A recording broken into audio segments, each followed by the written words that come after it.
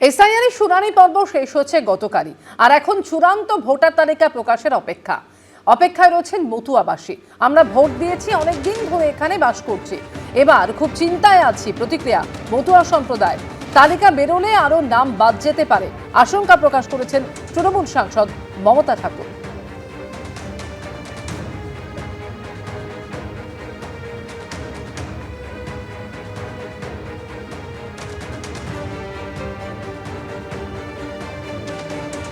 আমার বাবার সঙ্গে বয়সের ডিফারেন্স দেখিয়েছে।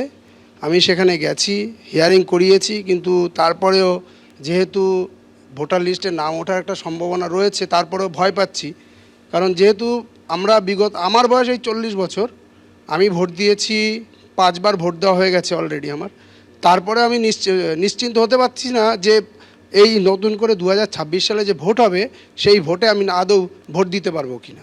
হিয়ারিংয়ে ডেকেছিল, চিন্তা হচ্ছে হিয়ারিংয়ে ডেকেছে, ভোট উঠবে কি উঠবে না, একটা টেনশনের মধ্যে তো থাকাই লাগে। স্বামী নাই আরও,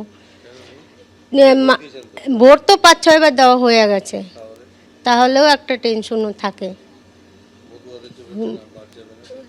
এখন মতুয়াদের তো তাই বলছে, কি হবে না না হবে কিছুই তো বুঝতে পারছি না এখন, তোমার ভোটের লিস্ট না বেরোনো পর্যন্ত। আগামী 28 তারিখ চূড়ান্ত ভোটার তালিকা প্রকাশিত হতে চলেছে। গতকালই শেষ হচ্ছে শুনানি পর্ব।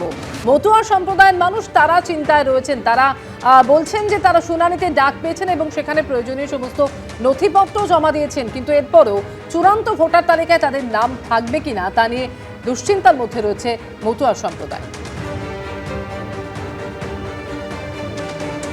আমাদের অবস্থা খুব খারাপ, চিন্তায় আছি। এই ভোটের ব্যাপারে কি হবে কি হবে না, নাম থাকবে কি থাকবে না, ভীষণ দুশ্চিন্তায় আছি।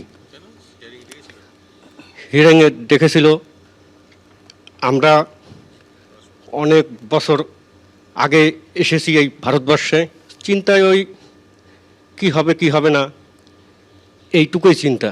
এটা তো দুশ্চিন্তা মানে একটা ভয়াবহ পরিস্থিতি, সবার একেবারে আতঙ্কে আছি আমরা যে এটা শোনানোর পরে কি হবে, কত লোক মারা যাবে, এবং আমরা সেটা একটা ভয় ভীতিতে আছি।